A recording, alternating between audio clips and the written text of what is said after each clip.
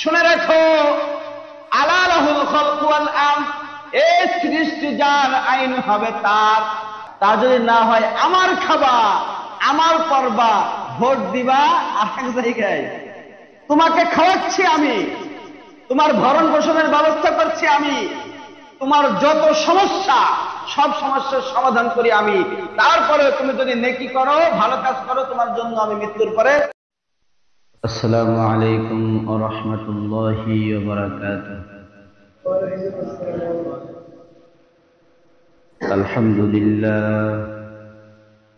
আলহামদুলিল্লাহ নাহমাদুহু ওয়া নাস্তাঈনুহু ওয়া নাস্তাগফিরুহু ونستغفره ونؤمن به ونتوكل عليه ونعوذ بالله من شرور أنفسنا من يهده الله فلا مضل له ومن يضلل فلا هادي له ونشهد أن لا إله إلا الله وحده لا شريك له ونشهد أن سيدنا ومولانا محمدا عبده ورسوله الذي أرسله الله تعالى بالحق بشيرا ونذيرا وداعيا إلى الله بإذنه وسراجا منيرا. فقد قال الله تبارك وتعالى في كلامه المجيد وفي فرقانه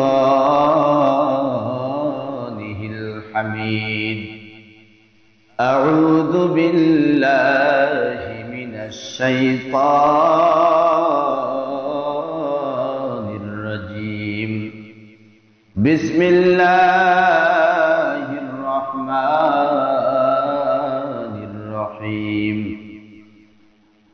إن ربكم الله الذي خلق السماوات والأرض في 6 أيام ثم استوى على العرش يغشي الليل النهار يطلبه حثيثا والشمس والقمر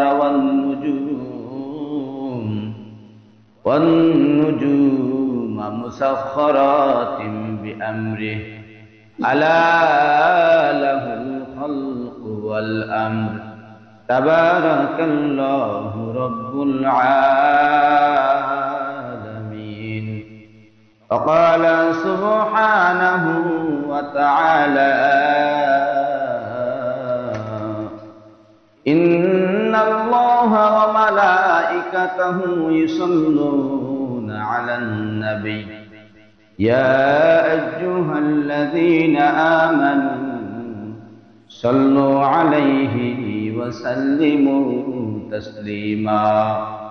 اللهم صل على محمد وعلى آل محمد كما صليت على إبراهيم وعلى آل إبراهيم إنك حميد مجيد. اللهم بارك على محمد وعلى آل محمد كما باركت على إبراهيم وعلى آل إبراهيم إنك حميد مجيد. যাদের ভয়ে নত হয়ে থাকতো সকল বেঈমান, যাদের ভয়ে নত হয়ে থাকতো সকল বেঈমান, সেই বীরেরা কইরে তারা কোথায় গেল সেই ঈমান বালাগাল উলা বিকামালিহিম কাশাফাত দুজা বিজামালিহি হাসানাত জামিআ খিসালিহি সাল্লু আলাইহি ওয়া আলিহি سبحانك لا علم لنا إلا ما علمتنا إنك أنت العليم الحكيم صدق الله العلي العظيم وصدق رسوله النبي الكريم ونحن على ذلك لمن الشاهدين والشاكرين والحمد لله رب العالمين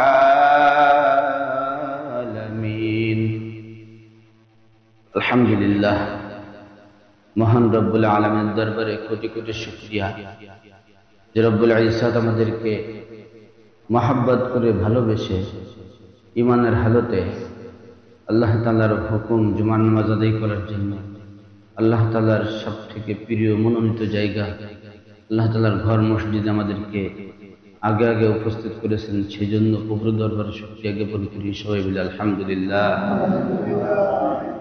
আল্লাহ পাক রব্বুল আলামিন আমাদের উপরে যতগুলো নিয়ামত দান করেছেন, যেই নিয়ামত, কিছু নিয়ামত আছে এমন যেইগুলা আমরা দুনিয়ায় আসার আগে থেকেই পেয়েছি, আর কিছু নিয়ামত আমরা দুনিয়ায় আসার পরে পেয়েছি।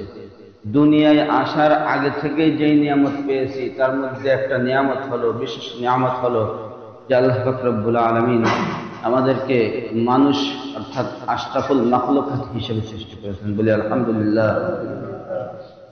এই মানুষ ছাড়া আর দুনিয়াতে যত কিছু আমরা দেখি সবকিছুই আল্লাহ তাআলা মানুষের খিদমতের জন্য সৃষ্টি করেছেন, আর মানুষকেই কেবলমাত্র আল্লাহ পাক রব্বুল আলামিন প্রভুর ইবাদত বন্দেগী করার জন্য সৃষ্টি করেছেন। ইবাদত বন্দেগী, ইবাদত হলো এই যে আল্লাহ তাআলা যখন মানুষকে সৃষ্টি করবেন, এই সৃষ্টি করার আগে যখন ফেরেশতাদের সাথে পরামর্শ করতেছিলেন তখন ফেরেশতারা একটা কথা বলেছিলেন যে আল্লাহ,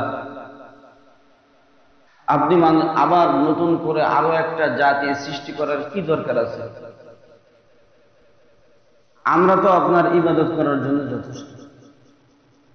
তাদের এই কথাটা আল্লাহ তাআলা মানুষ সৃষ্টি করার ক্ষেত্রে বাধা দেওয়ার জন্য না, বরং একটা খেয়াল, একটা পরামর্শ ছিল। যখন আমরা কোনো কাজ সামনে আসে তখন আমরা পরামর্শ করি, তখন বিভিন্ন জন বিভিন্ন মতামত দেয়, দেয় কি না? দেয়। যার যেরকম জ্ঞান, যার যেরকম অভিজ্ঞতা, অভিজ্ঞতা হিসেবে প্রত্যেকেই যার যার খেয়াল মতামত পেশ করে। তো আল্লাহ পাক রব্বুল আলামিন যখন ফেরেশতাদেরকে নিয়ে পরামর্শ করতেছিলেন তখন ফেরেশতারা এই জাতীয় একটা মতামত দিয়েছিলেন, আর তাদের এই মতামতটা যথাযথ এবং খুবই গ্রহণযোগ্য। তাদের এই মতামতটা খুবই গ্রহণযোগ্য, কারণ আল্লাহ পাক রব্বুল আলামিন দুনিয়াতে না, আল্লাহ তাআলা কত ফেরেশতা সৃষ্টি করছে, এই ফেরেশতার কোনো সংখ্যা গণনা করে হিসাব করা যায় না, এত ফেরেশতা। কিন্তু মানুষ যা সৃষ্টি করছে, এই দুনিয়াতে বর্তমান বিশ্বে প্রায় 700 কোটির মতো মানুষ, 700 কোটি অথবা 750 কোটি মোটামুটি একটা হিসেবে। তা 750 কোটি মানুষের মধ্যে 200 কোটির মতো মুসলমান, 150 কোটি বা 200 কোটি, একটু কম বেশ হতে পারে। তো ধরে নিলাম 200 কোটি মুসলমান। 200 কোটি মুসলমানের মধ্যে কি 200 কোটি মুসলমানই ইমানদার? 200 কোটি মুসলমানই কি ইবাদত বন্দেগী করে পরিপূর্ণভাবে? করে না। কিন্তু আল্লাহ পাক রব্বুল আলামিনের কোনো একটা ফেরেশতা আল্লাহ তাআলার হুকুমের চুলচেরা এদিক ওদিক করে না। যেভাবে আল্লাহ তাআলা নির্দেশ করেছেন ঠিক সেইভাবে তারা করে। তাহলে সেই হিসাবে ইবাদতের জন্য ফেরেশতারাই যথেষ্ট ছিল। কিন্তু দুনিয়াতে মানুষ আবার সৃষ্টি করার কি দরকার ছিল? এটা একটা যুক্তিসঙ্গত কথা। এত ফেরেশতা, আল্লাহ রাসূলের কাছে সাহাবায়ে কেরাম জিজ্ঞাসা করেন, ইয়া রাসূলুল্লাহ, আল্লাহ তাআলার ফেরেশতার সংখ্যা কত? আল্লাহর হাবিব তিনি বলেন, সংখ্যা তো বলা যায় না, কিন্তু দুনিয়াতে যে একটা মসজিদ আছে বাইতুল মুকাদ্দাস, এই বাইতুল মুকাদ্দাসের সোজা উপরে, বাইতুল মুকাদ্দাস কোন মসজিদ বুঝতেছেন তো আপনারা? হ্যাঁ, মসজিদে আকসা, ফিলিস্তিনের সেই মসজিদ, ফিলিস্তিনের সেই মসজিদ। এই মসজিদের সোজাসুজি আসমানে উপরে একটা মসজিদ আছে। সেই মসজিদে প্রতিদিনে প্রায় 70,000-এর মতো ফেরেশতা তারা ওই মসজিদকে তাওয়াফ করে।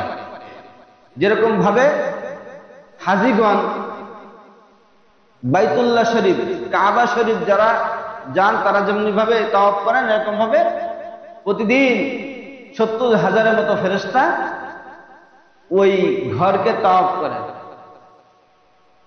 তো যেই ফেরেশতা একবার তাওয়াফ করেন, কিয়ামত পর্যন্ত এই ফেরেশতারা দ্বিতীয়বার তাওয়াফ করার সুযোগ আর পাবে না। তাহলে এবার হিসাব করে দেখেন কত ফেরেশতা হতে পারে।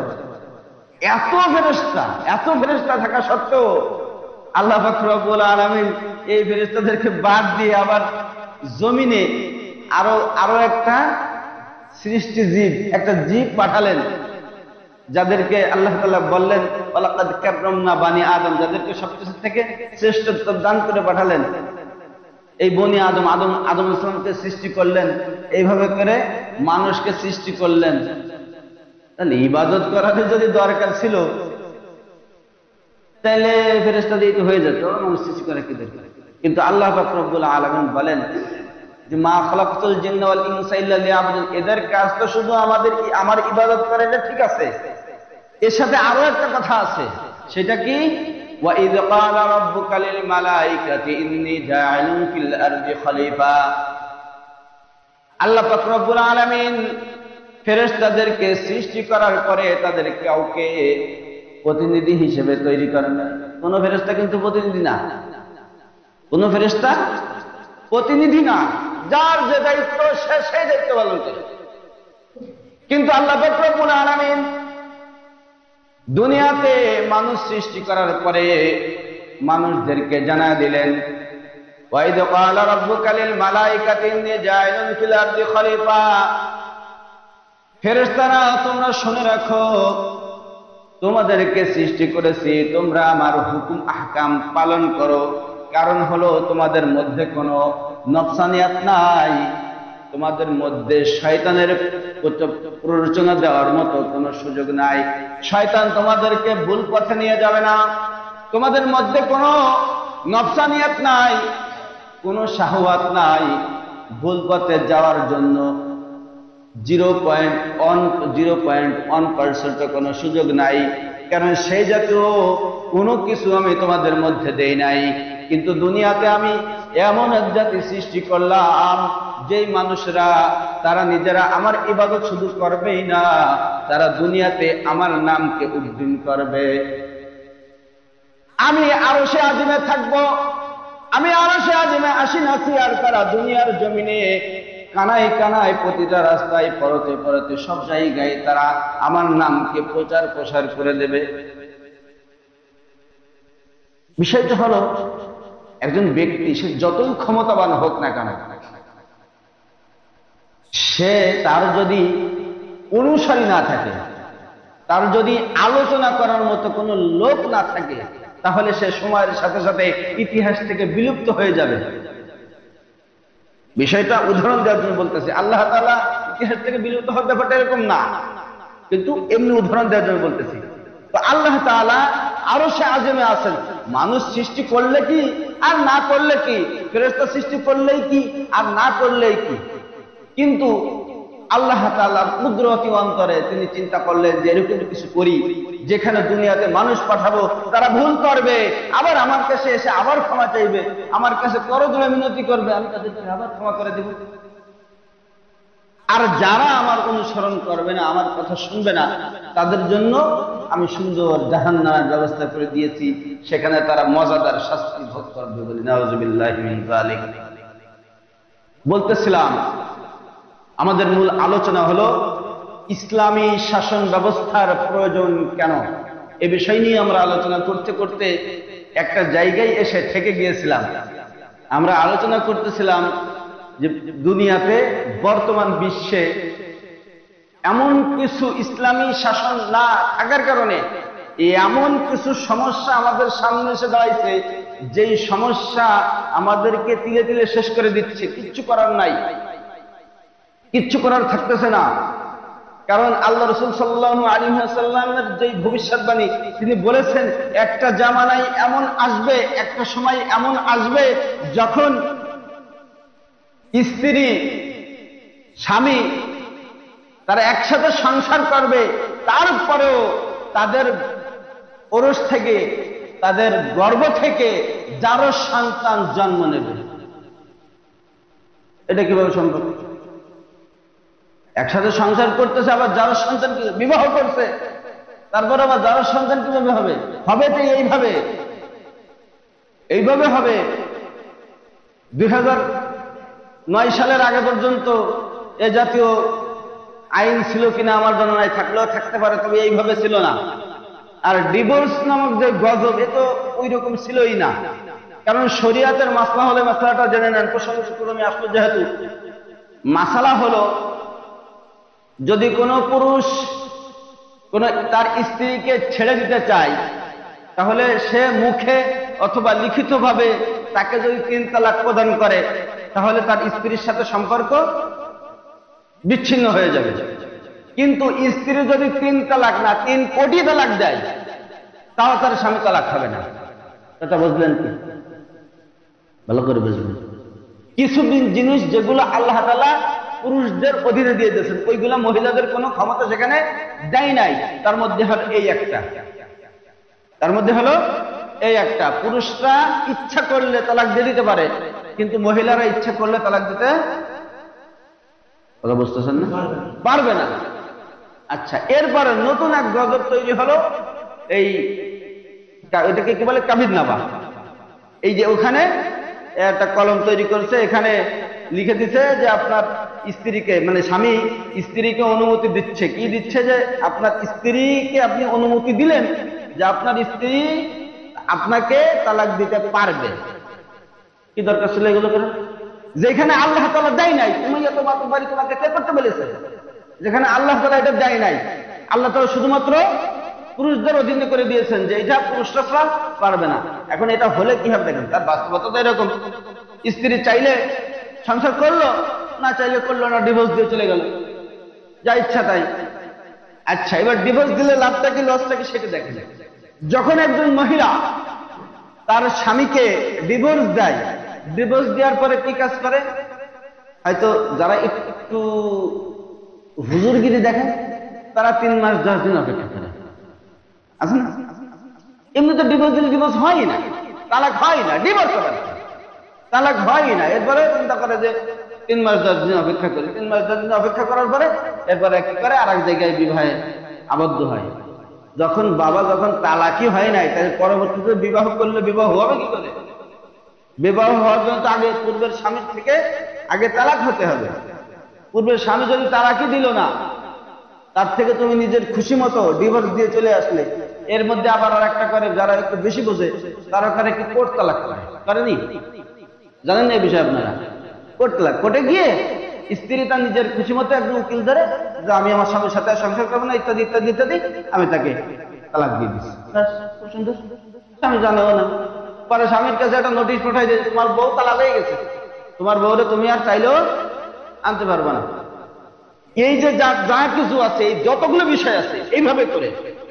আর এর মধ্যে তো আর একটা নতুন গজব হলো, নতুন গজব না, পুরাতন গজব। তা হলো যে যখন ডিভোর্স দেওয়ার পরেও তালাক হচ্ছে না, আর একজন বিবাহ করে সংসার করতেছে, রানিং বউ চলতেছে, সে অবস্থায় ওই স্ত্রী আরেকজনের সাথে সম্পর্ক করে তার সাথে চলে গেছে, যে বিবাহ সাথে হয়ে গেছে, বিবাহ করে ফেলেছে। আর কোর্ট খুব সুন্দর, তারাও বিয়ে দেওয়ার জন্য রেডি থাকে, যার সাথে বিয়ে দিয়ে দেয়, তাহলে হালাল করে দিচ্ছে।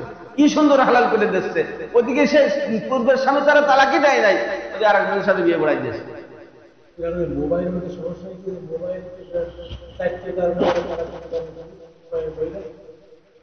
চারটা কারণে কি কিসে কারণ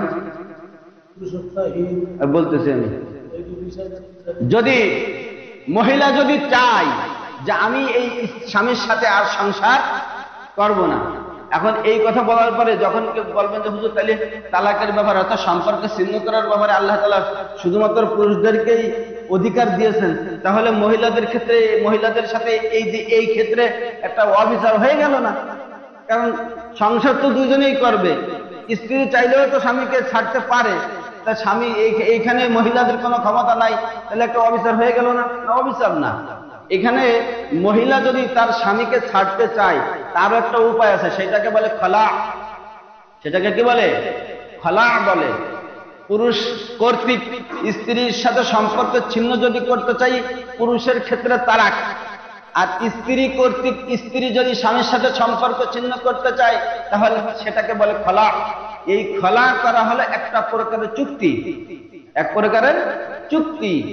যে কোনো কারণে তোমার 5 বছর সংসার করছি, এখন তোমার আমার পছন্দ হচ্ছে না, ঠিক আছে, তাহলে আমি তোমার সাথে খলা করতে চাই। খলা করতে গেলে খলা হলো এক প্রকারের চুক্তি। কি চুক্তি? যে ঠিক আছে তাহলে তুমি আমাকে মুক্তি দিয়ে দাও, অর্থাৎ মুক্তি সেইখানেও পুরুষ বলা লাগবে যে আমি তোমাকে তালাক দিলাম, 3 বার বলা লাগবে এই কথা। তারপরে ওই চুক্তিতে যদি রাজি হয়, কি চুক্তি? তোমাকে বিবাহ করতে গিয়ে আমার প্রায় 2 লক্ষ টাকা খরচ গেছে, তোমার পিছনে এই পর্যন্ত আমি 5 লক্ষ টাকা খরচ করছি, ইত্যাদি ইত্যাদি ইত্যাদি, এখন আমার ক্ষতিপূরণ দিয়ে তুমি যাও, আমার ক্ষতিপূরণ দিয়ে তুমি যাও। এর সাথে দুজন মিলে যদি সমঝোতা করে না, দেখো সব মিলে তো ঝামেলা হয়ে যাচ্ছে, ঠিক আছে তো তোমারে আমি 2 লক্ষ টাকা দেব, তুমি আমাকে তালাক দিয়ে দাও। তাতে যদি স্বামী যদি রাজি হয়, স্বামী যদি তালাক দেয়, তবে সম্পর্ক বিচ্ছিন্ন হবে। এখানেও স্বামীর তালাকের প্রয়োজন আছে। স্ত্রীর তালাক করলে সেখানে স্বামীর অনুমতি লাগবে। এইভাবে নিজের ইচ্ছাই করা কোনো সিস্টেম নাই। কেন নেই? কারণ হলো মহিলারা বিবেকের থেকে আবেগকে বেশি প্রাধান্য দেয়, আর পুরুষরা আবেগের থেকে বিবেককে বেশি প্রাধান্য দেয়। পুরুষরা ইমোশনালি হয়ে কোনো সিদ্ধান্ত নেয় না, মানে আবেগের বশবর্তী হয়ে কোনো সিদ্ধান্ত নেয় না। আর মহিলারা কোনো সিদ্ধান্ত নেওয়ার জন্য আবেগের কাছে সুযোগ দেয় না, ওরা বিবেকের কাছ পর্যন্ত যায় না। ওদের আবেগে যা করে ওরা তাই করে বসে। হঠাৎ করে ওদের কাছে যদি তালাক দেওয়ার সুযোগ আল্লাহ দিয়ে দিতেন, মহিলাদের দোষ দিচ্ছি না, কারণ এটা তো স্বভাব। মহিলাদেরকে আল্লাহ আবেগী করেই তৈরি করছে, তৈরি করেও আবার তালাকের দায়িত্বটা কাকে দিয়ে দিচ্ছে? পুরুষদের কাছে দিচ্ছে। ওদের কাছে দিলে সর্বনাশ করে ফেলবে। ওরা সকালে 3 তালাক দেবে, দুপুরে 3 তালাক দেবে, রাত্রে 3 তালাক দেবে, এটা পারবে। এখনো দেখেন, আমি যতগুলো দেখেছি এরকম বহু ঘটনা ফোনেও আসে, নিজের চোখেও দেখি। স্ত্রী থাকবে না, অনেক মানে স্বামী অনেক পীড়াপিড়ি করছে, তারপরে হবে না, তালাক হয়ে গেছে। 3 দিন যাইতে 3 দিন 5 দিন 7 দিন 10 দিন যাইতে পারে না, আবার শুরু করে যে আমি তোমার সাথে আবার সংসার করবো, আবার আসার জন্য চেষ্টা করি। এরকম অসংখ্য ঘটনা ঘটতেছে। বিষয়টা হলো এই কথা এই জন্য বললাম যে এটা হলো মহিলারা আবেগী। এবার আপনি যেটা বললেন সেটা হলো এই সুরতে খলা করতে পারবে। যতগুলো সুরত, যতগুলো শর্ত পাওয়া যায়, কোনো শর্ত ছাড়াই, কোনো কারণ ছাড়াও যদি সে স্বামীর সম্পর্ক ছিন্ন করতে চায়, সেখানেও খলা করতে হবে। খলা ছাড়া কোনো উপায় নেই। যদি ইসলামী আইন প্রয়োগ হতো তাহলে এত ডিভোর্স, এত তালাক হতো না। একজনের বউ আরেকজন ভাগাই নিয়ে যাওয়ার সুযোগ থাকতো না। কারণ ভাগাই নিয়ে যাইতে গেলে একজন মহিলার সাথে আরেকজন পুরুষের যোগাযোগ হতে হবে। যখন যোগাযোগ করার কোনো সুযোগ থাকবে না, যোগাযোগ কিভাবে করবে? মহিলা তার কণ্ঠও তো পর্দা। মহিলার শুধু চেহারা সুরত ঢাকাটাই পর্দা না, মহিলার কণ্ঠ পর্দা। কোন পরপুরুষের সাথে সে কথা বলতে পারবে না অকারণে, বিশেষ প্রয়োজন ছাড়া সে কোন গায়রে মাহরাম পুরুষের সাথে কথা বলতে পারবে না। যখন কথা বলতেই পারবে না, তাহলে সে কে ভালো কে খারাপ কি করে বুঝবে? যখন একটা ছেলে একটা মহিলাকে দেখতেই পারবে না, সে ভালো না খারাপ, কালার কিরকম দেখতে যখন তার সম্পর্কে আন্দাজ হবে না, তাহলে তার প্রতি আশেক হবে কি করে, পাগল হবে কি করে? তার সঙ্গে যোগাযোগ করার কি প্রয়োজন হবে? কেন করবে? যোগাযোগ করতে চাইবে কেন? আরে আমি যখন বাজারে যাই, পকেটে টাকা থাকলে ভালো একটা জিনিস দেখলে না কিনতে মনে চাই। পকেটে যখন টাকা নেই, যখন জিনিসটাও আমি দেখি নাই, আমি কোনো জিনিস দেখিই নেই, তো ওটা কেনার প্রতি আমার আগ্রহ আসবে কোথা থেকে? কথা কি বুঝতেছেন? যখন পর্দার এরকম বিধান থাকবে তখন তো এ জাতীয় কর্মকাণ্ড ঘটার কোনো সুযোগই থাকবে না। আমার স্ত্রী সে যদি অন্য কোনো পরপুরুষের সাথে কথা বলার সুযোগ না থাকে, আমি একজন পুরুষ মানুষ, আমি যখন অন্য কোনো মহিলার সাথে কথা বলার আমার সুযোগ থাকবে না, তখন আমি বা কি করে একজনের স্ত্রীর সাথে যোগাযোগ করব, আর আমার স্ত্রীর সাথে বা আর একজন কিভাবে যোগাযোগ করবে? এটা তো সম্ভব না। যখন পর্দার বিধান পরিপূর্ণ হতে হবে তখন একটু সহজ হয়ে যাবে। আর ওই যে ভাগায় নিয়ে যাও, ও তো অনেক দূরের ব্যাপার। আর যদি নিয়ে যায়ও তাহলে তার জন্য তো আলাদা সুন্দর ব্যবস্থা ইসলামী শরিয়াতে আছে। এবার আর একটা মজার একটা কথা বলি, সেটা হলো বিভিন্ন সময় দেখা যায় যে পুরুষ মহিলা সমান অধিকারের একটা কথা মাঝে মধ্যে শোনা যায় না? বিভিন্ন সময় আন্দোলন হয় কি হয় না?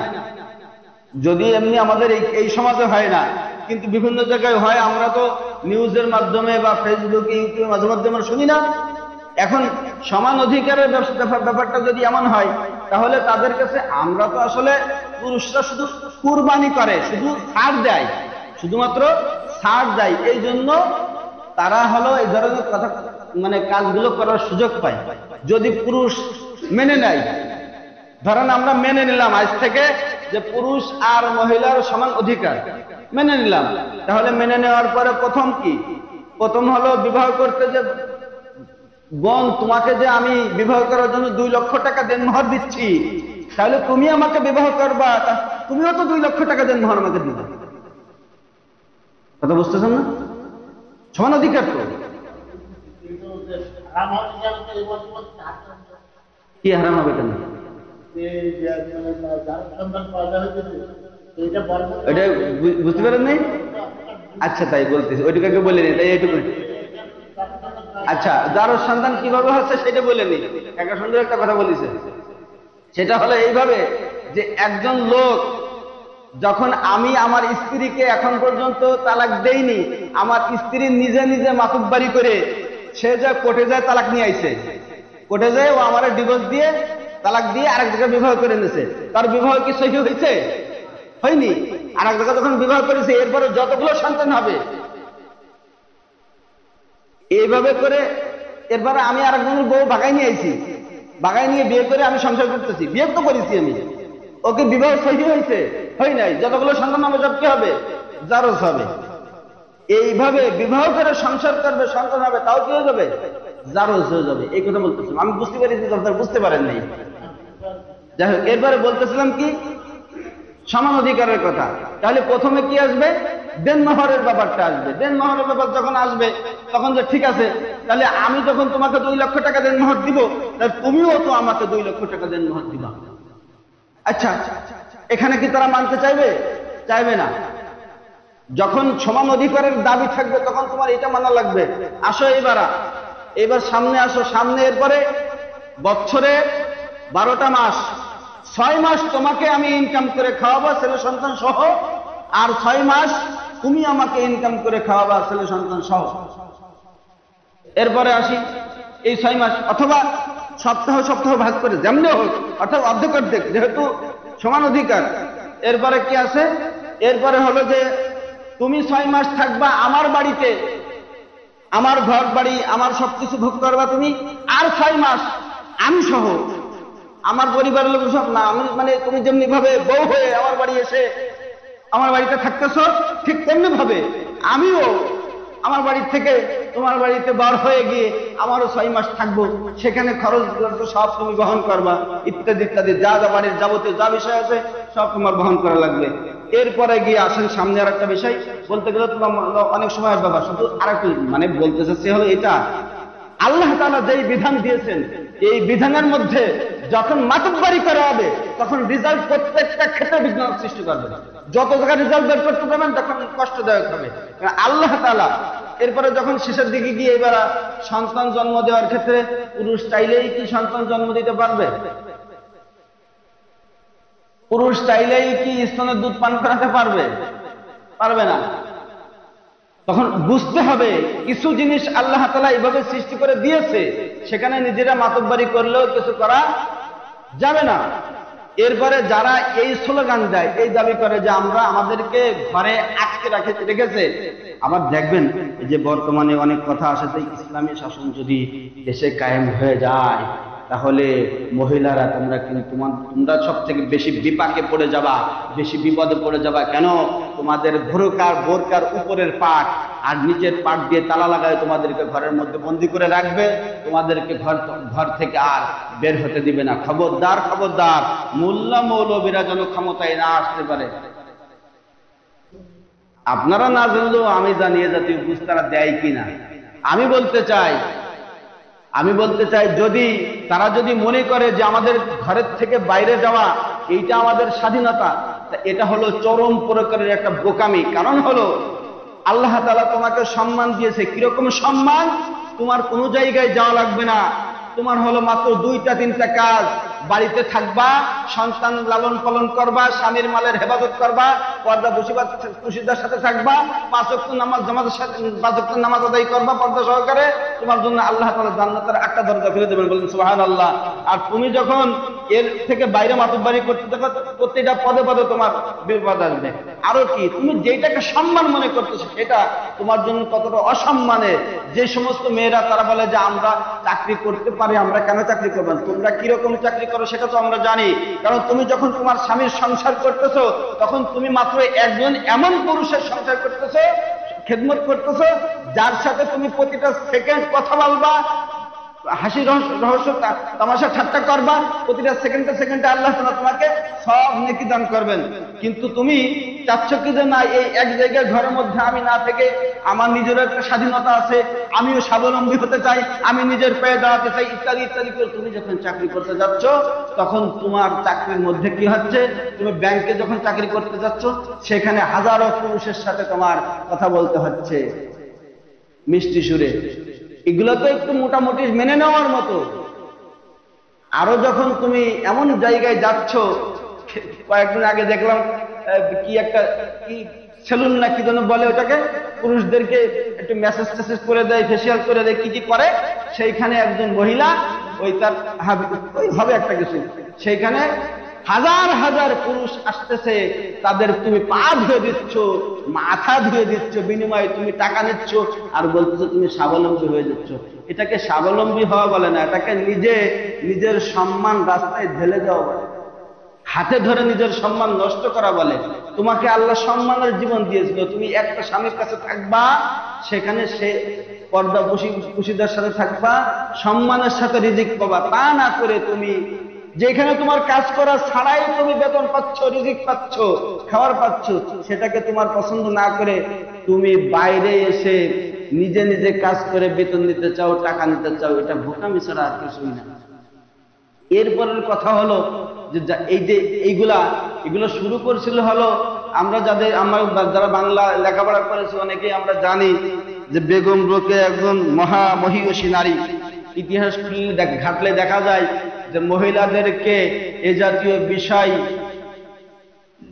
ব্রেনে ঢুকাই দেওয়া, এই সমস্ত বিষয় নিয়ে মহিলাদেরকে ঘর থেকে বের করার মূলে ছিল এই মহিলা, যাকে বাংলাদেশের এই বাংলা জেনারেল শিক্ষিত যারা আছে তারা যাকে মহিষী নারী বলে।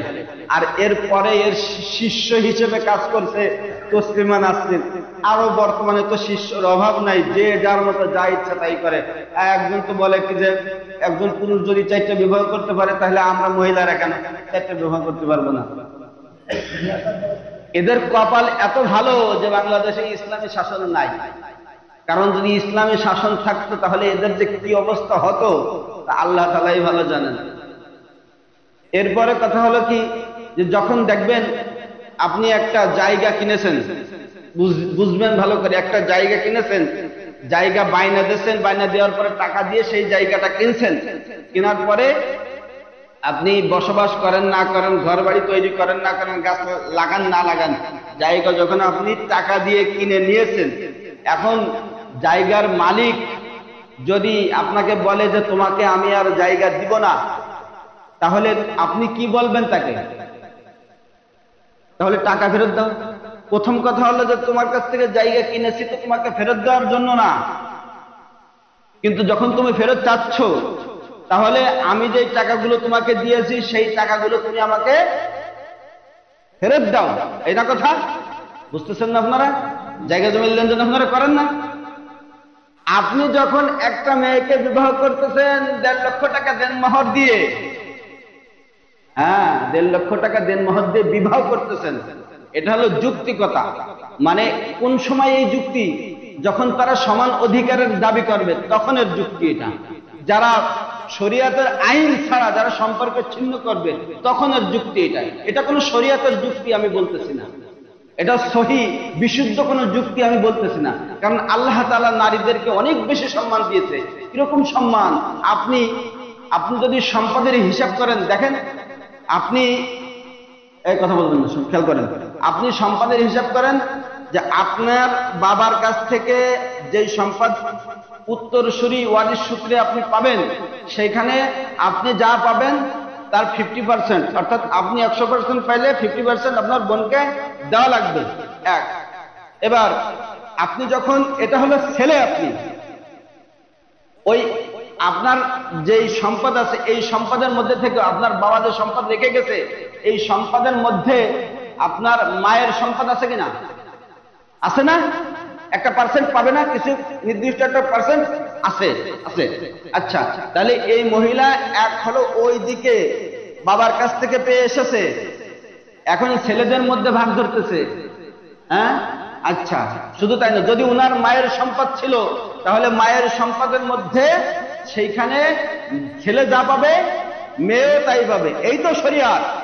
ছেলে যেই পরিমাণ পাবে মেয়েও সেই পরিমাণ পাবে। মায়ের কাছ থেকে পাচ্ছে, মা অর্থাৎ যে মা, মায়ের কাছ থেকে পাচ্ছে, ছেলে যা পাবে মেয়েও তাই পাচ্ছে, ওদিক থেকে নিয়ে আসতেছে। স্বামীর বাড়ি স্বামীর অংশের থেকে পাচ্ছে, ওদিকে ছেলেরা যখন ভাগ করতে যাচ্ছে সেখান থেকে পাচ্ছে। পাওয়ার পরেও তাদের জিম্মাদারি কি তাদের? হ্যাঁ, আপনার যা পাওয়ার তা আপনি পাচ্ছেন, কিন্তু আপনার খরচ বহন করার জন্য কখনো আপনার বাবা, হ্যাঁ, কখনো আপনার স্বামী, কখনো আপনার ভাই, কখনো আপনার ছেলে। তাহলে আপনার খরচ করার জায়গা নেই, কিন্তু আপনার অংশে কোনো জায়গায় কম নাই, বেশি আছে, বেশি আছে, কম নাই। আবার ওদিকে খরচ করার কোনো জায়গা নাই। এরপরেও যদি এরা বলে যে না, তাহলে আমাদের সমান অধিকার দিতে হবে, তাহলে ঠিক আছে, তাহলে তোমরা সমান অধিকার নাও। সমান অধিকার নিতে গেলে তোমরা দেখো লাভ হয় না লস হয়, হিসাব করে দেখছো কখনো? যে কথা বলতেছিলাম, তাহলে যখন হলো একজন মেয়ে সে যখন বলবে যে ঠিক আছে তোমাকে আমার আর ভালো লাগতেছে না, তোমাকে আমি ডিভোর্স দিয়ে দিচ্ছি, তা ঠিক আছে, ডিভোর্স তুমি যখন দিয়ে যাচ্ছ, তো তোমাকে তো আমি দেনমোহর দিয়ে কিনেছিলাম, আমি তো তোমাকে টাকা দিয়ে দিয়েছিলাম, তো সেই টাকাগুলো এখন তুমি আমাকে দাও। কারণ আমি যখন একটা জমি কিনি, তখন জমি কিনতে গেলে সেই জমি মূল্য দেওয়ার পরে সেই জমিদাতা যদি জমি ফিরাই নিতে চায় তাহলে মূল্যকে ফেরত দেওয়া লাগে কিনা? লাগে। তাহলে তুমি যখন তোমাকে ফিরিয়ে নিতে চাচ্ছ তাহলে সেই টাকাগুলো দাও। কিন্তু আমাদের সমাজে ইসলামী আইন না থাকার কারণে কি হয়? আমার নিজের এক চাচা আছে চেয়ারম্যান, ওনার কাছে আমি একদিন জিজ্ঞেস করতেছি, চাচা আপনারা যে বিবাহ বিচ্ছেদের সময় অনেক মীমাংসা করেন, কিভাবে কি করেন? আমরা বলতেছে যে বাজান এক এক সময় এক এক রকম, যখন যেই জায়গায় যেই পরিবেশ সেই জায়গায় সেই কাজে মিলে দিয়ে আসে। এটা কমন একটা ব্যাপার বলেন, মানে বেশিরভাগ জায়গাগুলো যা হয়, তো বেশিরভাগ জায়গাগুলোতে ছেলে মেয়েকে টাকা দিয়ে আসা লাগে, বেশিরভাগ জায়গাগুলোতে এই হয় কিনা? হ্যাঁ, যদি ছাড়াছাড়ির একটা ব্যাপার আসে সেখানে কি হয়? ছেলে মেয়েকে উল্টে দিয়ে আসা লাগে। কিন্তু শরীয়তের খলা কি বলতেছে? যদি স্ত্রী থাকতে না চায় তাহলে স্ত্রী উল্টে স্বামীর সাথে চুক্তি করে স্বামীকে আরো দিয়ে যাবে। আর সেইখানে শরীয়তের আইন না থাকার কারণে স্বামীর উল্টে আরো দিতে হচ্ছে। আরে দেনমোহর যদি থাকে, দেখা যাচ্ছে কথার কথা কাবিনে লেখা থাকে 1.5 লক্ষ, ওর ঘাড়ে 4 লাখ টাকা 5 লাখ টাকা উঠাই দিই, এভাবে ওভাবে সেভাবে। এমন এক কল, পুরুষরা আপনি বিচারের জন্য যাবেন, মামলা করবেন, আপনার পক্ষে সরকার মামলা নেবে না। আর স্ত্রী গিয়ে যত বড় একটা মিথ্যা কথা বলবে, আমাকে নির্যাতন করে, এইটা করে সেইটা করে, যৌতুকি মামলা, এই মামলা সেই মামলা, যা যা বলবে সবকিছু নিয়ে আপনার বিরুদ্ধে অ্যাকশন গ্রহণ করবেন। তাহলে কি পুরুষ হয়ে কি আমরা ভুল করে বলছি নাকি? ব্যাপারটা কি এরকম নাকি? আসলে ব্যাপারটা এরকম না। ব্যাপারটা হলো ইসলামী শাসন না থাকার কারণে এমন হচ্ছে। যতগুলো সমস্যা আপনি দেখবেন সব জায়গায় এই একই সমস্যা, যতগুলো সমস্যা দেখবেন।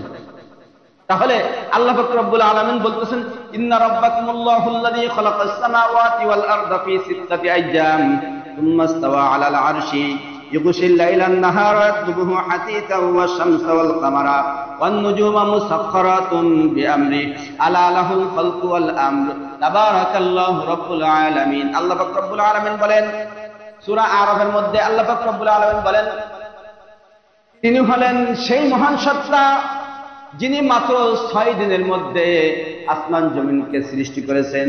আসমান জমিনকে সৃষ্টি করার পরে তিনি আরশের উপর আসীন হয়েছেন। এটুকু ঠিক আছে। এরপরে দেখেন, আমরা কয়েকদিন আগে বলছিলাম যে এই যে একটা সময় এই এখন মাগরিব হয়ে যায় কয়টায়, প্রায় 5:20-22-এ মাগরিবের আজান দেয়, আর ফজরের আজানও ঠিক ওদিকে অনেক এগিয়ে গেছে। আল্লাহ পাক রব্বুল আলামিন মানে ইগুশিল লাইলান নাহারা ইয়াতলুবুহু হাসীসা, রাতের অন্ধকার দিয়ে দিনকে ঢেকে দিতে। কথা বুঝতেছেন? বাস্তবে পাইছেন? রাতের অন্ধকার দিয়ে দিনকে ওইদিকে সন্ধ্যার দিকে এগোইতেছে, এইদিকে সকালের দিকে এগোইতেছে। এরপরে আল্লাহ তাআলা বলেন, এগুলো তো ঠিক আছে, এখন প্রশ্ন হলো, যিনি আসমান সৃষ্টি করে দিলেন, যিনি জমিন সৃষ্টি করে দিলেন, রিজিক যিনি দিচ্ছেন, যা যা দু চোখে দেখতেছি আর দেখতেছি না সবকিছু যিনি ব্যবস্থা করে দিচ্ছেন, তাহলে নিয়ম কানুন আইন শাসন মানতে হলে ওই আরেকজনের তো মানতে হবে। আল্লাহ পাক রব্বুল আলামিন আলা লাহুল খালকু ওয়াল আমর, শুনে রাখো, আলা লাহুল খালকু ওয়াল আমর, এই সৃষ্টি যার আইন হবে তার, সৃষ্টি যার আইন হবে তার। তা যদি না হয় আমার খাবা, আমার পরবা, ভোট দিবা আরেক জায়গায়, তোমাকে খাওয়াচ্ছি আমি, তোমার ভরণ পোষণের ব্যবস্থা করছি আমি, তোমার যত সমস্যা সব সমস্যার সমাধান করি আমি, তারপরে তুমি যদি নেকি করো, ভালো কাজ করো, তোমার জন্য আমি মৃত্যুর পরে জান্নাতের ব্যবস্থা করে রেখেছি। এইগুলাকে বাদ দিয়ে তুমি আমার খেয়ে আমার পরে আমারটা ভোগ করার পরে তুমি আর একদিকে যাবা, তাহলে তোমার জন্য আল্লাহ তাআলা বলেন যুকু আযাবাল হারিক, তোমার জন্য যন্ত্রণাদায়ক শাস্তির ব্যবস্থা করে রেখেছি, তুমি সেই শাস্তি মজা করে ভোগ করবা। আল্লাহ পাক রব্বুল আলামিন আমাদেরকে হেফাজত করেন। এবং আমরা আলোচনা করতেছিলাম যে ইসলামী শাসন না থাকার কুফল, যদি না থাকে তাহলে আমরা যে ভোগান্তির মধ্যে আছি, যদি ইসলামী শাসন কায়েম হয়ে যায় তাহলে এই যত সমস্যা আমরা আলোচনা করতেছি প্রত্যেকটা সমস্যার সমাধান আল্লাহ পাক রব্বুল আলামিন আমাদের জন্য করে দিবেন।